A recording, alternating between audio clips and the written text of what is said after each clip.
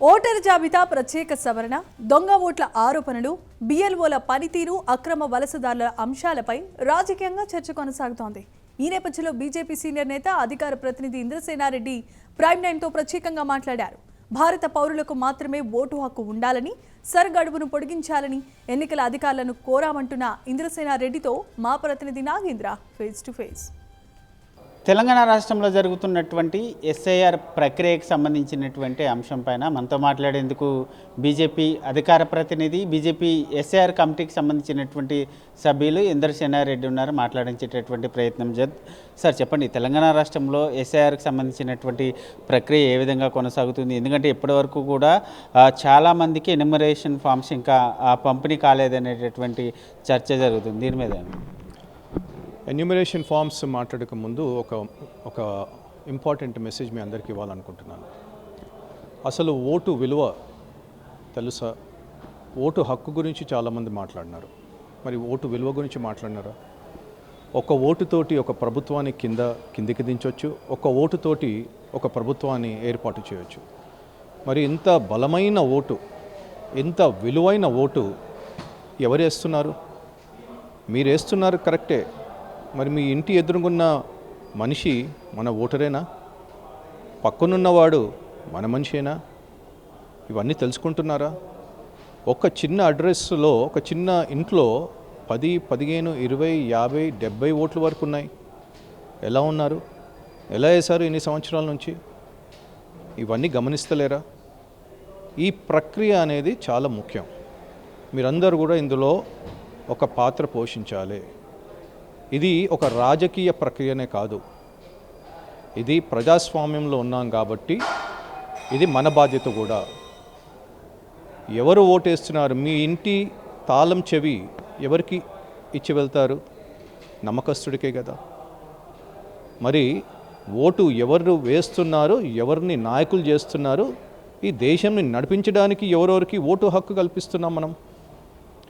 కాబట్టి ఈ ప్రక్షాళన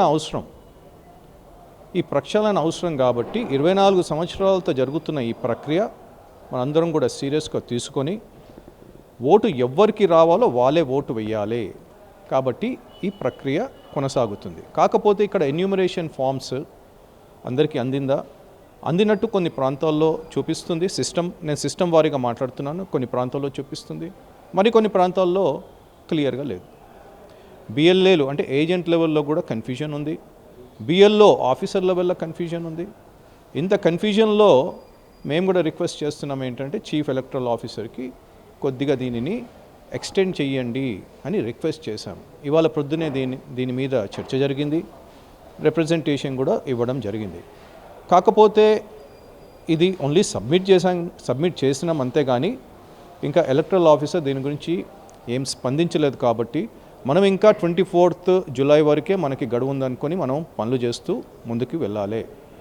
ఎలాంటి సమస్య వచ్చినా మీకు ఎన్యూమరేషన్ ఫామ్లో ఏ భాగం ఎప్పుడు నింపాలి, లెఫ్ట్ భాగం ఉంటుంది, రైట్ భాగం ఉంటుంది. లెఫ్ట్ భాగం ఎప్పుడు నింపాలి, రైట్ భాగం ఎప్పుడు నింపాలి, ఎవరు నింపాలి అంటే 2002, 2025 ఎవరు నింపాలి, ఈ సర్చింగ్ ఎలా, నా పేరుందా లేదా అనేది కూడా ఒక కైండ్ ఆఫ్ గందరగోళం, భయాందోళనలు కూడా చాలామంది ఉన్నారు. ఏ టెన్షన్ కూడా ఎవరు కూడా ఏ టెన్షన్ తీసుకోకుండా ప్రతి అసెంబ్లీ వారీగా మనకి హెల్ప్ సెంటర్స్ ఉన్నాయి.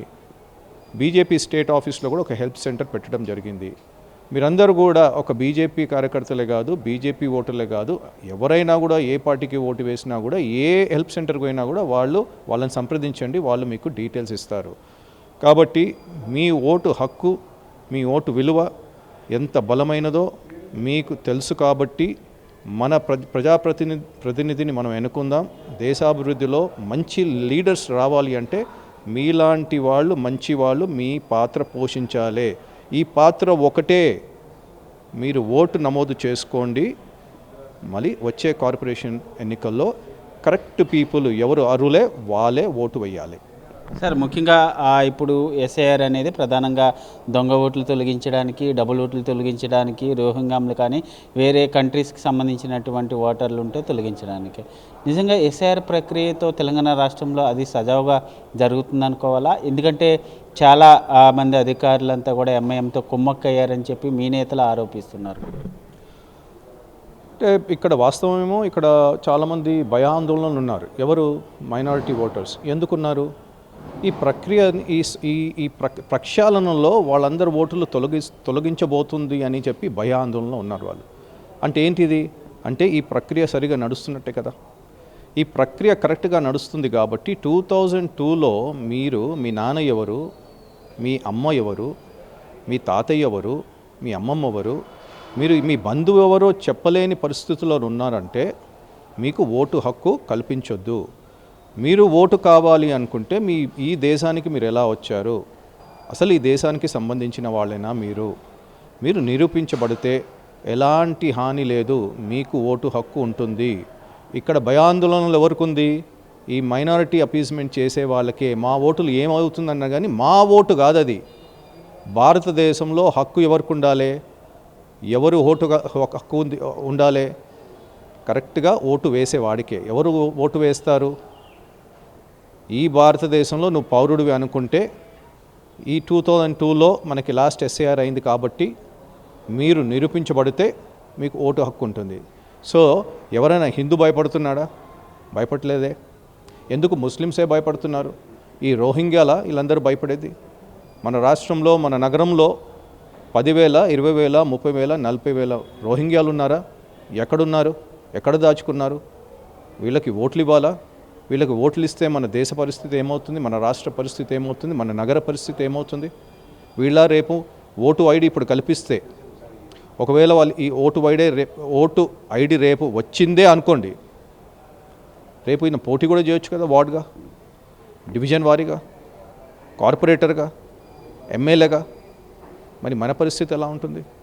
ఇవన్నీ మీరు దృష్టిలో పెట్టుకొని ప్లీజ్ ప్రతి ఒక్క పౌరుడు కొత్త వాళ్ళు నమోదు చేసుకోండి. ఫామ్ 6 జూలై 31 తర్వాత ఫామ్ 6 నమోదు చేసుకోండి.